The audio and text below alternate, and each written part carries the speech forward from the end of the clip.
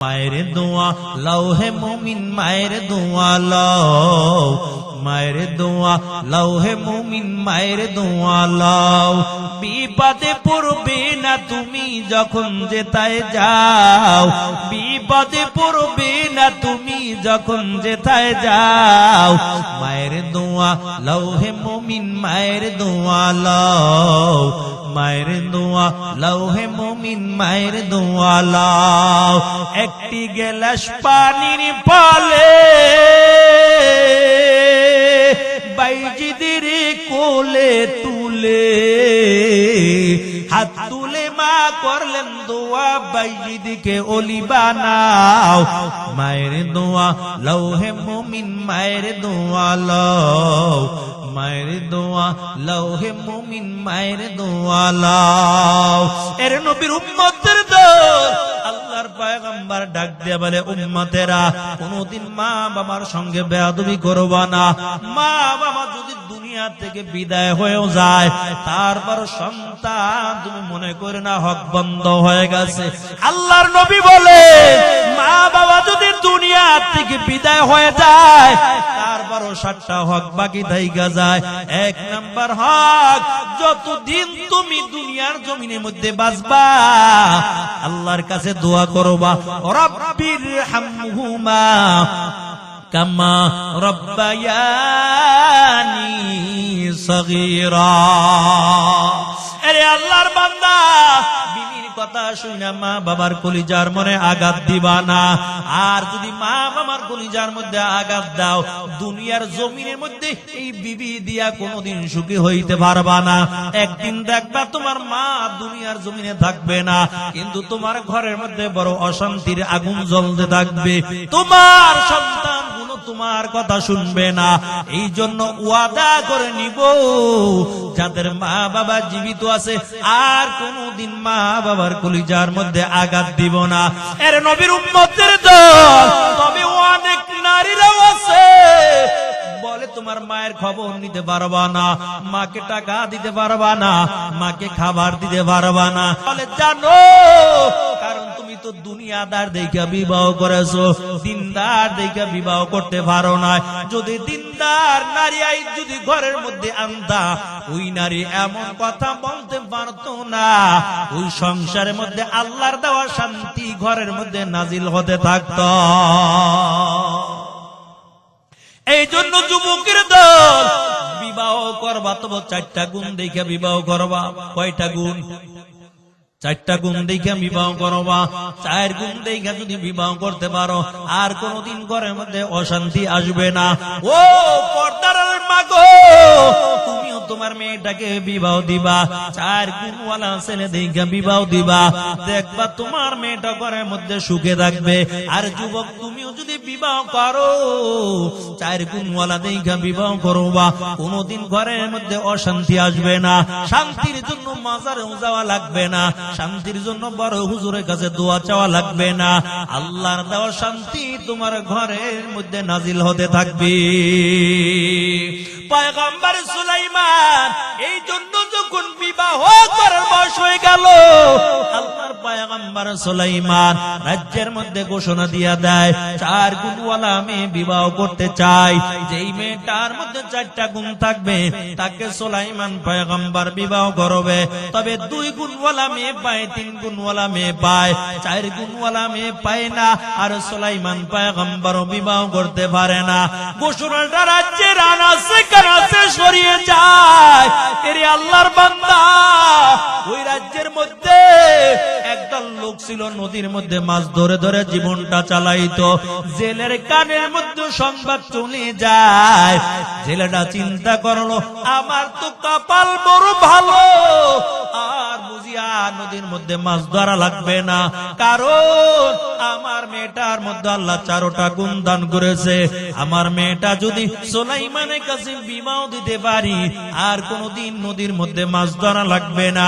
তবে বাড়ির মধ্যে যাওয়ার পর বিবির সঙ্গে পরামর্শ করলো, রে বিবি, সুলাইমান নবী 4 গুণওয়ালা মেয়ে বিবাহ করতে চায়, আমার মেয়েটাও সুলাইমানের কাছে বিবাহ দিতে চাই। জেলের বিবি ডাক দেয়া কয় স্বামী আমার, না না, এটা কোনদিন সুলাইমান পয়গম্বর মেনে নেবে না। তার একমাত্র কারণ সুলাইমানকে আল্লাহ তাআলা তামাম দুনিয়ার বাদশাহী দান করেছে। আমরা তো বড় গরিব, নদীর মধ্যে মাছ ধরে ধরে জীবনটা চালাই, এটা কোনদিন সুলাইমান পয়গম্বর মেনে নেবে না। কিন্তু জেলে চিন্তা করলো বিবি, আসলে তো কথা সত্য, কারণ আমরা গরিব মানুষ, দরকার নাই, যেমনি আছি ভালোই আছি। কিন্তু আওয়াজ যখন মেয়ের কানের মধ্যে চলে যায়, মেয়েটা ডাক দিয়া বলে মা, কোনো চিন্তা করা লাগবে না, আমি সুলাইমানের কাছে বিয়ার প্রস্তাবটা পাঠাইবো। যে আল্লাহ সুলাইমানকে টাকার মালিক বানাইলো, ওই আল্লাহ যদি চায় সুলাইমানের বিবি হিসাবেও আমাকে কবুল করে নিতে পারে। এর নবীর উম্মতের দল মেয়েটা একটা চিঠি লেখা সুলাইমানের কাছে দেয়, ও পয়গম্বর, আপনি 4 গুণওয়ালা মেয়ে বিবাহ করতে চেয়েছেন, তবে আমার মধ্যেও 4টা গুণ রয়েছে। তবে পয়গম্বর, আপনি যদি চান আমাকে বিবি বানাইতে পারেন, দুনিয়ার কোন লোভ লালসায় পড়ে আপনার বিবি হতে চাই না। একমাত্র কারণ পরকালে আমি আল্লাহর সামনে যেন একজন নবীর স্ত্রী হইয়া যেন মালিকের সামনে দাঁড়াতে পারি। সুলাইমান পয়গম্বর চিঠি পেয়ে গেল, সকল মন্ত্রীদেরকে ডাকলো, আসো 4 গুণওয়ালা মেয়ে পাইলাম, দেখো মেয়েটার বাড়ি কই, মেয়েটার ঘর কই, এই মেয়েটাকে আমি বিবাহ করতে চাই। একজন মন্ত্রী দাঁড়াইয়া বলে, বাদশাহ মহারাজ, যদিও মেয়েটার মধ্যে 4টা গুণ আছে, তবে মেয়েকে আপনি বিবাহ করতে পারবেন না। সুলাইমান পয়গম্বর ডাক দিয়ে বলে, কেন? ওই মন্ত্রী ডাক দিয়ে বলে, বাদশাহ মহারাজ, কেমন করে বিবাহ করবে? কারণ এই মেয়েটার বাবা তো গরিব মানুষ, নদীর মধ্যে মাছ ধরে ধরে জীবনটা চালায়, এটা কোনদিন সম্ভব না। মানুষগুলো আরো বলবে যে সুলাইমান পয়গম্বর একটা জেলের মেয়েকে বিবাহ করেছে। সুলাইমান নবী চিন্তা করলো, আসলে তো কথা সত্য। এই চিন্তা করে বিয়ার প্রস্তাবের চিঠিটা ছিঁড়ে টুকরা টুকরা করে জমিনের মধ্যে ফালাইয়া দেয়। আল্লাহর কাছে কাজটা বড় পছন্দ হয়। আল্লাহ ডাক দেয়া বলে, পয়গম্বর সুলাইমান, কেন আপনি এমন কাজটা করলেন? ধনীও তো আমি আপনাকে বানাইলাম, টাকার মালিক তো আপনাকে আমি বানাইলাম, আর ওই বান্দিকে গরিব বানাইলাম আমি আল্লাহ। তবে কেন আপনার ভিতরে এমন ভাব চলে আসলো? ওদিক থেকে মেয়ের কানের মধ্যে যখন সংবাদটা চলে গেল, মেয়েটাও 2 রাকাত নামাজ আদায় করার পর মালিকের কাছে কান্না করে আর বলে, আল্লাহ, সুলাইমান নবী আমি গরিব দেখে বিবাহ করতে রাজি হয় নাই, আমার প্রস্তাবের চিঠিটা রাগ করে ছিঁড়ে টুকরা টুকরা করে জমিনের মধ্যে ফালাইয়া দেয়। আয় আল্লাহ, তোমার কাছে আমি বিচার দিলাম, ওই সুলাইমানকে গরিব বানাইয়া আমাকে টাকার মালিক বানাইয়া সুলাইমানের বিবি হিসাবে তুমি কবুল করে নাও। আল্লাহ দোয়াটা কবুল করেছে। এরে আল্লাহর বান্দা, তবে সুলাইমান পয়গম্বর উপর আল্লাহর পরীক্ষা শুরু হয়ে গেল। কেমন পরীক্ষা শুরু হয়ে গেল? এক এক নবীকে আল্লাহ তাআলা এক এক ধরনের মুজিজা দান করেছিল। সুলাইমান নবীর মুজিজা হলো হাতের মধ্যে আংটি। এই মুজিজা থাকার কারণে, আংটি থাকার কারণে জিনটাও পরিপূর্ণ সব সুলাইমানের কথা অনুযায়ী চলত। আর মুফাসসিরিন কিরাম বলেন, আমাদের নবীকে আল্লাহ একটার 2টা মুজিজা দান করে নাই, কমপক্ষে 1000 মুজিজা আমাদের নবীকে আল্লাহ দান করেছে। সুলাইমান নবীর আংটির উপর পরীক্ষা শুরু হয়ে গেল। আল্লাহ কিছু হুকুম জারি করে দিল, ও পয়গম্বর, আংটি নিয়ে ওয়াশরুমে যেতে পারবেন না। বিশেষ বিশেষ হুকুম আল্লাহ তাআলা জারি করাইয়া দেয়। সুলাইমান পয়গম্বর বড় চিন্তার মধ্যে পড়ে গেল, আংটি কার কাছে দিব, কার কাছে দিব বিশ্বাস করে। কিন্তু সুলাইমান পয়গম্বর এখন আর করার কিছুই নাই, বিশ্বাসস্থ একজন খাদেম রাইখা দিল। এই খাদেমের কাছে আংটি দিয়ে যাইতো, আবার আইসা বলতো আংটি দাও, আংটি চাইতো তো আংটি দিয়ে দিত। কিন্তু চালাক শয়তান একটা জিন চিন্তা করলো কেমন করে সুলাইমান নবীর আংটিটা চুরি করা যায়। কারণ আংটি যদি চুরি করা যায় সুলাইমান নবীর কোনো ক্ষমতা থাকবে না, সব ক্ষমতার মালিক আমি নিজে হয়ে যাব। তবে সুলাইমান যখন খাদিমের কাছে আংটি দিয়া যাবে, আমি সুলাইমানের আকৃতি ধইরা তারপরে আংটি আনবো। এরে আল্লাহর বান্দা, সুলাইমান পয়গম্বর খাদিমের কাছে আংটি দিয়া চলে গেল। ওই চালাক শয়তান জিনটা পুরো সুলাইমানের আকৃতি ধইরা খাদিম রেখে, খাদিম আংটি দাও। আংটি চাইছে তো সুলাইমান মনে কইরা আংটিটা দিয়া দিস। আংটিটা হাতের মধ্যে নেওয়ার পর ওই চালাক শয়তান জিনটা ডাক দিয়া বলে, খাদেম তোমাকে একটা কথা বলি, আর আমার সঙ্গে তোমার থাকা লাগবে না, যাও যাও। তবে একটা সংবাদ জানাইয়া দেই, এই রাজ্যের মধ্যে কিন্তু একজন নকুল সুলাইমান আছে, আর যেই জায়গায় পাইবা ওই জায়গায় ভালো করে সাইজ করবা, নাইলে ভেজাল লাইগা যাবে। আমি আংটি নিয়ে আমি রাজ সিংহাসনের দিকে চলে গেলাম। আংটি নিয়ে রাজ সিংহাসনের মধ্যে বসে গেল। এখন আংটি হলো চালাক শয়তান জিনের হাতে, সবাই এখন তার কথাই শুনে। কিন্তু সিংহাসনের মধ্যে বসার পর আবার একটা ঘোষণা দিয়ে দিল, ও রাজ্যের মানুষ শুনো, এ রাজ্যের মধ্যে কিন্তু একজন নকুল সুলাইমান আছে, দেখতে কিন্তু আমার মতন দেখা যায়, ওরে যেই জায়গায় পাইবা ওই জায়গায় ভালো কইরা সাইজ করবা। এরে আল্লাহর বান্দা, সুলাইমান পয়গম্বর সফর থেকে আইসা খাদেম রেখায়, খাদেম আংটি দাও। খাদেম কয়, কি আংটি দিব, তুমি কে? আমি তো সুলাইমান ছিল না। ও তাহলে তুমি বুঝি নকল সুলাইমান, আমার ধোঁকা দিতে আইছো, আমার ধোঁকা দিতে পারবা না। সুলাইমান আংটি নিয়ে সুলাইমান রাজ সিংহাসনে বসে গেছে। এর নবীর উম্মতের দল ওদিক থেকে সুলাইমান পয়গম্বর কাহারে সর্বনাশ হয়ে গেল। তাড়াতাড়ি রাজ সিংহাসনের দিকে দৌড়ায়, নজর করে দেখতে পায় চালাক শয়তান একটা জিন হাতের মধ্যে আংটি নিয়ে তারপর রাজত্ব চালায়। কিন্তু সুলাইমান পয়গম্বর যখন রাজ দরবারের কাছে চলে গেল, ওই চালাক শয়তান জিনটা ডাক দেয়া কয়, দেখ নকল সুলাইমান আছে, পরে ভালো কইরা সাইজ কইরা হাতে পায়ে বাইটা শত শত মাইল দূরে ফালাইয়া দাও। আংটি এখন জিনের শয়তানের হাতে, সবাই এখন তার কথাই শুনতেছে। সুলাইমান পয়গম্বরের হাতে পায়ে রশি লাগাইয়া শত শত দূরে ফালাইয়া দেয়। ওই জেলে মাছ ধরে যখন বাড়ির দিকে রওনা হয়, হঠাৎ করে নজর করে দেখতে পায় এত সুন্দর ফুটফুটে চেহারা অধিকারী একটা যুবক এমন অবস্থায় রাস্তার কিনারায় পড়ে আছে। জেলে ডাক দিয়ে বলে, যুবক কোথায় তোমার বাড়ি, কোথায় তোমার ঘর, এমন অবস্থাটা কেন বলো? জেলের কথা শোনার পর সুলাইমান পয়গম্বর চিন্তা করলো, এখন নামের পরিচয় দেওয়া যাবে না যে আমি সুলাইমান, কারণ রাজ্যের সবাই জানে এখন আমি নকল সুলাইমান। নামটা গোপন রাইখা সুলাইমান নবী ডাক দেয়া করে, ভাই আমি বড় অসুস্থ, তবে তোমার যদি মনে চায় বাড়িতে নিয়ে একটু সেবা যত্ন করে আমাকে সুস্থ করে দাও। জেলে সুলাইমান পয়গম্বরকে নিয়ে বাড়ি চলে গেল। সেবা যত্ন করার পর সুলাইমান নবী সুস্থ হয়ে গেল। একদিন জেলে ডাক দিয়ে বলে, যুবক তবে কোথায় তোমার বাড়ি, কোথায় তোমার ঘর, আমার কিছুই জানা নাই। তবে শুনো, তুমি যদি চাও আমার সঙ্গে মাছ ধরতে নদীর মধ্যে যেতে পারো, কারণ আমি গরিব মানুষ, নদীর মধ্যে মাছ ধরে ধরে জীবনটা চালাই। সুলাইমান পয়গম্বর চিন্তা করলো যাওয়ার আর কোনো জায়গা নাই, মাছ ধরার জন্য রাজি হয়ে গেল। তবে সুলাইমান নবী যখন মাছ ধরার জন্য নদীর মধ্যে চলে যায়, আল্লাহর কি কুদরত, অন্য দিনের তুলনায় ওদিন ডবল মাছ পেয়ে যায়। মাছগুলো ভাইয়া এবার জেলে খুশি হয়ে গেছে, বাড়িতে আইয়া চিন্তা করতেছে, কিরে এই ছেলের কপাল তো খুব ভালো। ওদিক থেকে মেয়েটা প্রতি রাত্রে আল্লাহর কাছে দোয়া করে আর বলে, মালিক ওই সুলাইমানকে গরিব বানাইয়া আমাকে টাকার মালিক বানাইয়া তারপরে সুলাইমানের বিবি হিসাবে কবুল কইরা নাও। আল্লাহ তো মেয়েটার দোয়া কবুল কইরা ফেলাইছে।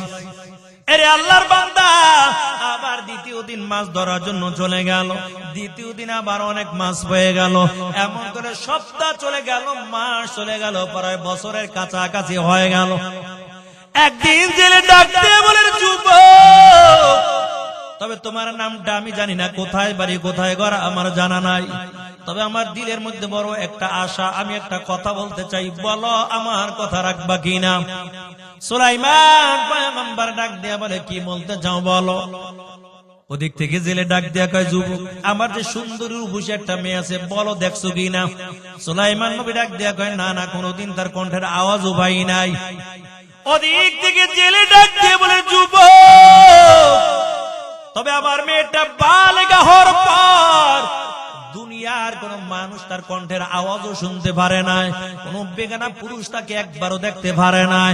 এর যুবক, তুমি যদি চাও আমার মেয়েটা আমি তোমার সঙ্গে বিবাহ দিতে চাই। সুলাইমান পয়গম্বর চিন্তা করলো, যাওয়ার আর কোনো জায়গা নাই, এটা রাজি হয়ে যায়। রাজি হয়ে গেল। এখন জেলে চিন্তা করলো, তার বিবির সঙ্গে একটু পরামর্শ করি। বিবির সঙ্গে যখন পরামর্শ করার জন্য চলে গেল, জেলে ডাক দিয়ে বলে, বিবি, তোমার একটা মতামত আমি জানতে চাই, বলো আমার বাড়িতে যেই যুবকটা কাজ করে, যুবকের ব্যাপারে তোমার কি ধারণা। ওদিক থেকে জেলের বিবিও কয়, না না, এত ভালো মানুষ আমার জীবনে আর কোনোদিন দেখি নাই, অবশ্যই আমার দিলের মধ্যে সাক্ষী দেয় এই মানুষটা বুঝি একজন খাঁটি জান্নাতি বান্দা হবে। জেলের কথা শুই না, এখন জেলেও সুযোগ পেয়ে গেল। জেলে কয়, বিবি, তবে আমার দিলের মধ্যে একটা আশা জায়গা গেছে। কি আশা? আমার মনে চায় আমার সুন্দরী রূপসী মেয়েটা আমি এই ছেলের সঙ্গে আমি বিয়া দিতে চাই।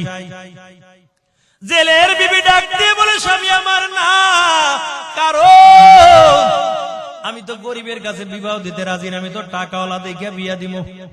কারণ মহিলাদের দিলের মধ্যে কিন্তু দুইটা জিনিসের লোভ বেশি, একটা টাকার লোভ, একটা স্বর্ণের লোভ। এই জন্য আমাদের সমাজ মাঝে মাঝে দেখা যায় একটা দুইটা বাচ্চা রাইখা টাকাওয়ালা দেখা আর একজনের লগে হিজরত কইরা চইলা যায়। কয়, কি রে, কেন হিজরত করছো? আরে আমার ভবিষ্যৎ আছে না, ভবিষ্যৎ যোগানের জন্য টাকাওয়ালা দেখে ভাগছে। বাচ্চার চিন্তা করে নাই, স্বামীর চিন্তা করে নাই। ও পর্দার মাগো, রিজিকের মালিক হলো আল্লাহ। আল্লাহ ইচ্ছা করলে এই গরিবের সংসারেও তোমাকে সুখে শান্তিতে রাখতে পারে। কিন্তু আমাদের সমাজে যখন স্বামীর অভাব শুরু হয়ে গেছে, তখন ভালোবাসার থাকে না, ভালোবাসা তখন জানালা দিয়ে ফালাই যায়। স্বামীও চাকরি করে, বিবিও চাকরি করে, দুজন বাম্পার কামায়। কারণ মহিলাদের দিলের মধ্যে যে টাকার লোভ বেশি। বেশি রাত্র করবো না, আপনাকে তবরক শেষ হয়ে যেতেছে, ঠান্ডা হয়ে যেতেছে, খালি বিয়েটা পরামো। আপনাদের কষ্ট হইতেছে নাকি?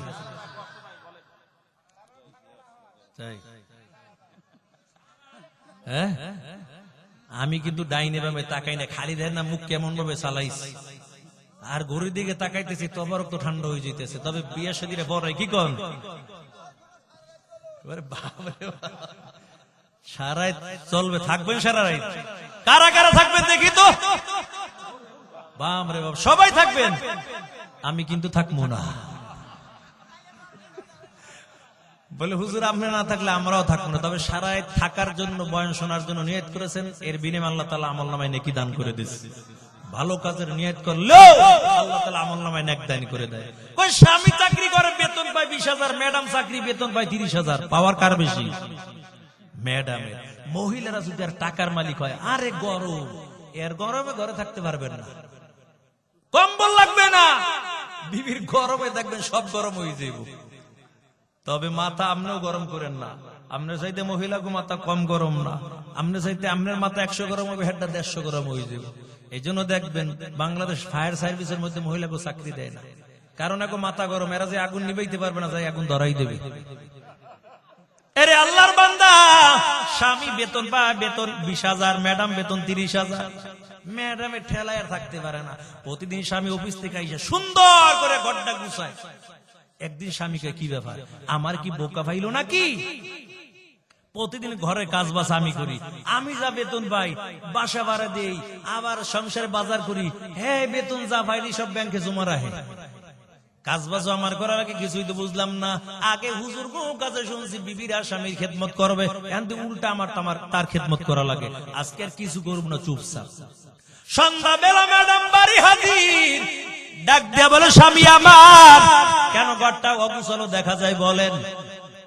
স্বামী ডাক দিয়া কয় বিবি আস্তে কথা কও, জোরে আওয়াজ দিয়া স্বামীর সঙ্গে কথা কইবা না, চোখ লাল করে স্বামীর সঙ্গে কথা কইবা না, সাবধান।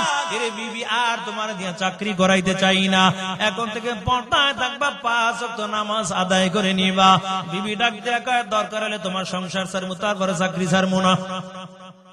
স্বামী ডাক দিয়ে কয় বিবি আমার, তবে স্বামীর পায়ের নিচে স্ত্রীর জান্নাত। আস্তে স্বামীর সঙ্গে নরম ভাষায় কথা বলবা। স্ত্রী কয় কোন হুজুরে ফতুয়া দিছে?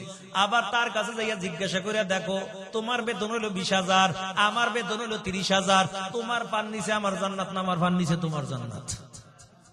তোমার চাইতে তো আমার বেতন বেশি। এর নবীর উম্মতের দল, স্বামী স্ত্রী দুইজনে ঝগড়া শুরু হয়ে গেল। স্বামী কয় তোমারে দিয়া চাকরি করাবো না, ম্যাডাম কয় আমি চাকরি ছাড়তেও পারবো না। দুইজনে ঝগড়া শুরু হয়ে গেল। ঝগড়া করতে করতে রাত্র গভীর হয়ে গেল। এক পর্যায়ে স্বামী কয় আল্লাহকে তো ঝগড়া করে পারবো না, তাই কি করা যায়? চলো বিবি আগে ঘুমাইতে যাই, সকালবেলা অফিস আছে। দুজন ঘুমাইতে গেল। ম্যাডাম অন্যদিকে চেহারাটা ফিরে তারপর শুয়ে রইছে। স্বামী বেচারা কয় এরে বিবি চেহারা অন্যদিকে ফিরাইছে, কোনো দুঃখ নাই, তবে মশারি টানাই দে, মশার কামড় শুইতে পারি না। ম্যাডাম কয় কেন আমি টানাইব? মশারি তোমার টানার লাগবে, কারণ তোমার বেতন 20,000, আমার বেতন 30,000, তোমার চাইতে আমার পাওয়ার বেশি, মশারি তোমার টানার লাগবে। স্বামী কয় না না, তুমি স্বামীর খেদমত করবা, মশারি তুমি টানাইবা। ঘুমাইতে যে আরো ঝগড়া বাইরে গেছে। স্বামী কয় তুমি টানাইবা, ম্যাডাম কয় তুমি টানাইবা। এমন ঝগড়া শুরু হইল। এখন দেখা যায় ঝগড়া মনে হয় রাত বেড়ে চলবে। স্বামী কয় আরো ভেজালে ভইরে গেলাম। ঘুমের মধ্যে মনে হয় ঝগড়া করবে, কারণ মহিলাকে মুখ হলো চায়না মেশিনের মতন অটো, একদিন চালু হলে 7 দিন চলতে থাকে, এটার বন্ধ হয় না। স্বামীর লাগে একদিন ঝগড়া লাগছে, এইটা আর রাগ 1 সপ্তাহ পর্যন্ত রাগ গরম থাকে, এর মেজাজ ঠান্ডা হয় না। এর নবীর উম্মতের দল। তবে স্বামী বেচারা কয় বিবি মশারিটা টানাইয়া দাও। ম্যাডাম কয় না না আমি পারবো না, মশারি তোমারই টানান লাগবে। দুইজনে যখন ঝগড়া শুরু হয়েছে, মশাই সুযোগ পাইয়া বিসমিল্লাহ ছাড়া কামড় শুরু করছে। কি রে এমন কামড়ি শুরু করছেন, কামড় সইতে পারে না। ওদিক থেকে মশাই কামড়াইতে আছে, আর ওদিক থেকে মশারিও টানাইবে না। এক পর্যায়ে এমন ভাবে ঝগড়া শুরু হয়, বেচারা চিন্তা করলো স্বামী বেচারা আমার মশার কামড়ি ভালো আছে, আগে তবে আর মুক্তনি বন্ধ করতে পারি। মশারি তোমারও টানার লাগবে না, আমারও টানার লাগবে না, একটা কথা বলতে চাই মানবানি। কয় মানবো। কি কথা কও? কয় দুজন চুপ, কেউ কথা বলবো না, যে আগে কথা কইব হে মশারি টানাইবে। কয় ঠিক আছে বিচার মানলাম। দুজন চুপ হয়ে গেছে। ওদিক থেকে মশার কামড়, উহা শব্দ দুইজনের একজনও করে না, কারণ কথা কইলে তো মশারি টানার লাগবে। বাহিরে দাঁড়াই দাঁড়িয়ে চোরার দল সবকিছু শুনতে আছে। চুরি করতে ওগুলো কিন্তু বুদ্ধি লাগে। একটা ছিল খুব চালাক চোর, কয় তাড়াতাড়ি ঘরের মধ্যে ঢোকাইছে, বরকতে চুরি করমু। দুইজনে বাম্পার কামায়, একদিনও চুরি করতে পারি না, আজকে ভালো করে চুরি করিয়া লই, তাড়াতাড়ি ঘরের মধ্যে ঢোকে, বরকতে চুরি করমু আজকে। চোরার দল ঘরের মধ্যে ঢুকতেছে, স্বামীও দেখে বিবি দেয়, ডাক দেয় না, কারণ কথা বলে তো মশারি টানার লাগবে। চোরার দল ঘরের মধ্যে ঢোকার পর টাকা পয়সা নেয়, স্বর্ণ গণ্য নেয়, দুইজনে তাকাই তাকাই দেখে, আর ভিতরে শরীর জ্বলতে আছে, কিছুই কয় না, কারণ কথা কইলি তো মশারিরা টানান লাগবে। কে আবার কার কাছে ছোট হয়, এই জন্য কথা কয় না, কয় মাল যায় যাও। স্বর্ণ গণ্য সব কিছু মালামাল গাঠির মধ্যে বাইরে চোরায় যখন রওনা হয়ে যাবে, একটা ছিল গ্রামে শেষরা চোর, কয় দেখি রাঁচি কি খাইয়ে লই, সুন্দর করে মাছ বাজি করে রাখছে, যে রাগ করে ঝগড়া করে খাইও না, তাড়াতাড়ি খাইয়া পাতিল 2টা গাঠির মধ্যে ল। নতুন দেখা যায় মনে হয় অল্প কয়দিন হয়েছে কিনছি, কিন্তু এই পাতিল 2টা বাপের বাড়িতে মহিলা শখ করে আনছে। পাতিল 2টাও যখন গাঠির মধ্যে বেঁধে নেয়, মাথার মধ্যে গাঠি লইয়া যখন রওনা হয়, মহিলার মেজাজ বড় গরম হয়ে গেছে। ডাক দিয়ে বলে চোরার দল, টাকা পয়সা নিছো, স্বর্ণ গণ্য নিছো, কিছু বলিনি, আমার শখের পাতিল রাইখা যা। স্বামীকে কিল্লিকে কথা কইছো, আগে মশারি টানা। টাকা গোল, পয়সা গোল, গোল আলু গোল, এর চেয়ে বেশি গোল মনের গন্ডগোল। কথা বলেন ঠিক কিনা? টাকা গোল, পয়সা গোল, গোল আলু গোল। গোল মনের গন্ডগোল, নিমতিতা নিন্দা তিতা আরো তিতা খর, এর চেয়ে বেশি তিতা 203-এর ঘর। বড় বড়াই করলে দিলে রহমত আসে না, নিজেকে নিজে ছোট মনে করিও সাধা। উঁচু জায়গার পানি যেমন নিচু জমিনে যায়, তেমনি আল্লাহর রহমত আসে নম্রতার হৃদয়। ফেরাউনের লাশটা দেখো মিশর জাদু ঘরে, খায় না কোনো পোকা মাকড়, সবাই ঘৃণা করে। তরকারি মতো তরকারি খুলে অল্প জালে সিজে, বুদ্ধিমান মানুষ হলে ইশারাতে বুঝে। এর নবীর উম্মতের দল ওদিক থেকে জেলের বিবিও রাজি হয়ে গেল, বিবাহ করাবে জেলের বিবিও রাজি। তবে সাবধান, খবর কিন্তু রাষ্ট্রের মধ্যে চলে গেছে, আর ওই চালাক শয়তান জিনটা এবার রাজত্ব চালায়। চাউলের দাম বেশি, লবণের দাম বেশি, মারামারি কাটাকাটি হিংসা বিদ্বেষের অভাব নাই। লোকেরা কি ব্যাপার, আমগো সুলাইমান তেমন অন্যায় কাজ করতে পারে না, চিন্তার মধ্যে ভরে গেল। ওদিক থেকে জেলেও রাজি হয়ে গেল, আর মেয়েটাও রাজি হয়ে গেল, বিবিও রাজি হয়ে গেল, সুলাইমান পয়গম্বর রাজি হয়ে গেল। সকালবেলা কাজী আইনা বিবাহ হয়ে গেছে। কিন্তু বিবাহ হয়ে গেছে, আজকে তাদের বাসর রাত, বাসর ঘরটা সাজাইবে এই টাকা পয়সাও নাই। দুপুরে কি খাবার খাবে এমন কোন মালামালের কোন ব্যবস্থা নাই। এরে আল্লাহর বান্দা, তবে জেলেই কথাও বলতে পারে না, চলো নদীর মধ্যে মাছ ধরতে যাই, কারণ নতুন জামাই মেইনটেইন করতে পারে, এই জন্য কিছুই বলে না। তবে জেলে বড় চিন্তার মধ্যে পড়ে যায়, কেমন করে খাবারের ব্যবস্থাটা করবো, কেমন করে বাসর ঘর সাজাইবো, বড় চিন্তার মধ্যে ভরে গেল। ওদিক থেকে রাষ্ট্রের অবস্থাও 12টা বেজে গেছে। তার মধ্যে হইতে সুলাইমান নবীর একজন জিনদের মধ্যে শক্তিশালী একটা জিন ছিল, খাদেম জিন। খাদেম জিনটাকে কি ব্যাপার, একটা বছর হয়ে গেল সুলাইমান নবী আমার ডাকেও না, নাকি আমার উপর কোন রাগ টাগ করলো। তবে আজকে আমি সুলাইমান নবীর রাজ দরবারে চলে যাব, দেখবো সুলাইমান নবী আমার উপর রাগ টাগ করলো কিনা। ওই খাদেম জিনটা যখন রাজ দরবারে হাজির হয়ে যায়, নজর করে দেখতে পায় এ তো আসল সুলাইমান ক্ষমতার মধ্যে নাই, নকল সুলাইমান, অর্থাৎ জিনদের মধ্যে বড় একটা বাটপার বয়ে বয়ে তারপর রাজত্ব চালায়।